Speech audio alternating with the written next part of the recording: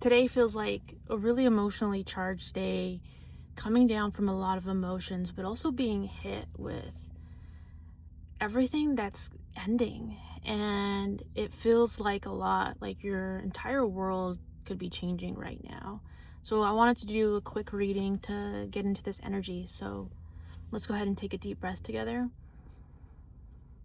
And I just ask that we're grounded, present, and open to receive messages.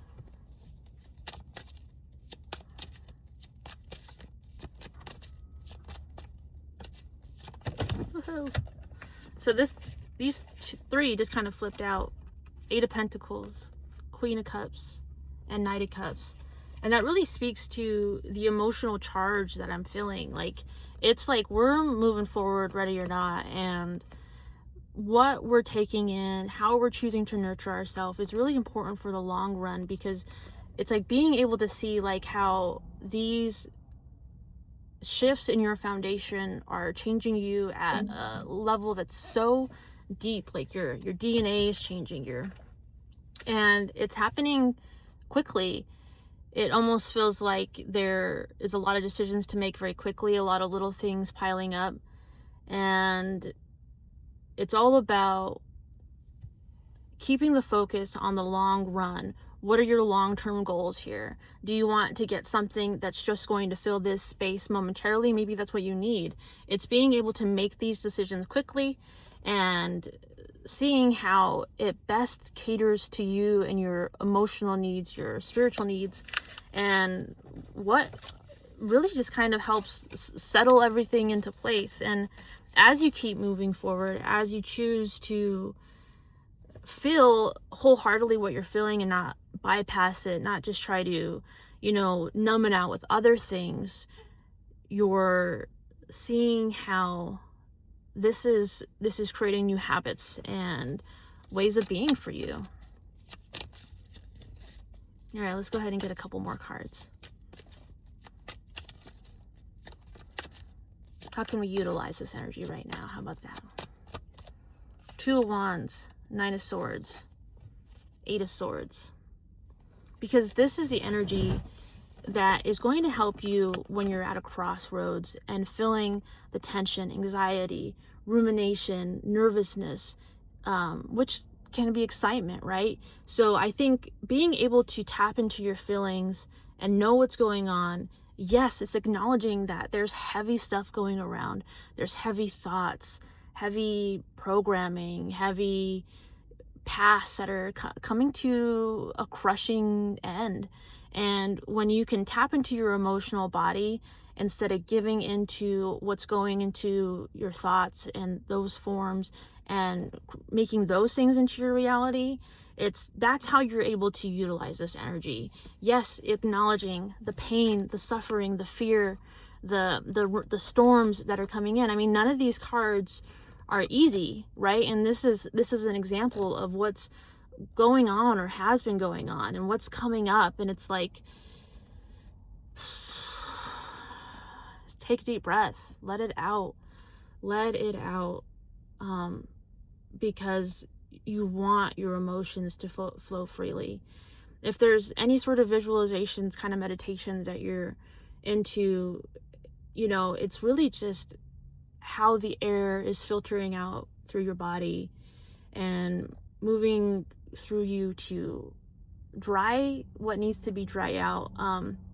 It's kind of interesting. Like, I kind of had a couple different things coming into my head, because right now we had to do some demolition in the house to the bathrooms because there was water damage. And so we have dehumidifiers running, fans running, and it's loud, but it's drying all this up, all this wetness, stagnation. And where that was taking me to Chinese medicine, and how, we have different states of the body. And I'm not an expert into Chinese medicine, but our bodies can be damp on the inside, they could be hot, they could be cold, and those have different symptoms. And so maybe that's something you're into, but also maybe that's something for you to go into. Like, are you sweating a lot at night? Do you, like, that's one of the things that can happen. And what are you putting into your body that is helping that ecosystem? You know, are you doing a lot of caffeine, and that's rising up your tension and your thoughts, and your emotional body is like shaking and jittering, and so it's harder for you to calm down. It's just being able to discern those things, pick out those things, and figure out what's best for your body and your emotions at this time. So I know that was kind of like, you know, maybe a little bit of a segue, but that's all really connected into how this energy, you can utilize the changes in your emotional body, but also what is being processed out and moved through you.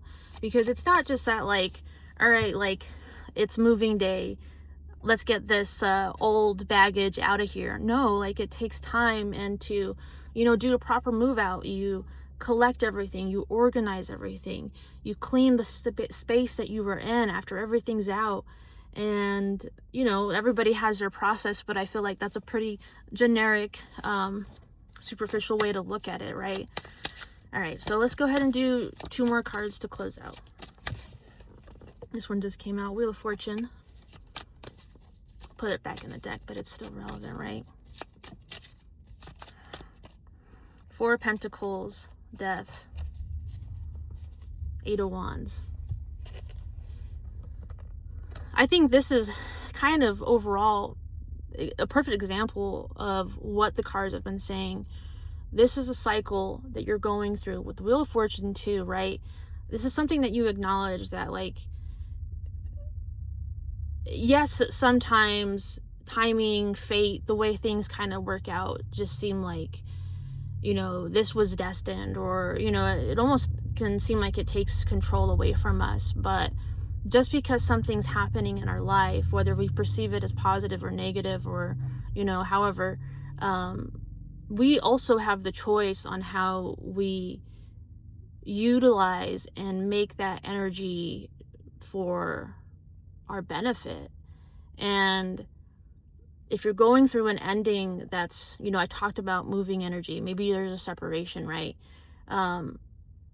It's the things that you're clutching onto that you're seeing that need to break away and that are dying out in the process.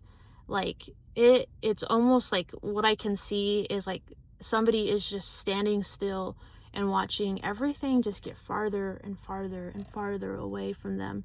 And most of it seems to be stuff that was, you know, like heavier and stuff that they were like clinging on to. You know, the 4 of Pentacles is often associated with being like miserly, and it gets into that hoarding energy, and it's like holding on to all of these old things. And you're seeing how, like, okay, like holding on to the past pain isn't helping me. Like, I can see and use this energy from the past to help me discern for the future, but I don't need to put it and project it out onto the new people or the new situations that, like, I'm coming into. So it really is a restructure of something deeply internal to you, and it's happening very quickly and in so many ways that, like, as these things pop up, it's kind of like I see like this greedy, this like toddler just trying to grab everything. You know, they're eating all their snacks and they're getting everywhere, and it's like then they don't even eat all their snacks because, like, they just they're just making a mess. But they, you know, like, don't take them away from them, you know, because then you got like a hangry kid on your hands. So just moving through this process, I think overall is allowing you to feel more confident, sovereign, and whole. Your past does not define you. It helps you. You can create structures with it.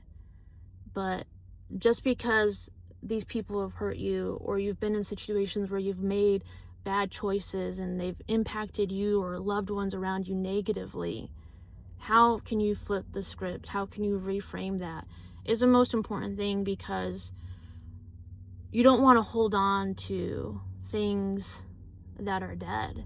You don't want to watch them decay in front of you And because that's not natural. There's no part of life that really wants that. And while there are things like vultures, right, that come in and eat like the things that are dead, and there's value in that process, this is clearly stating just allow those things to let go and nature take its course. All right, much love.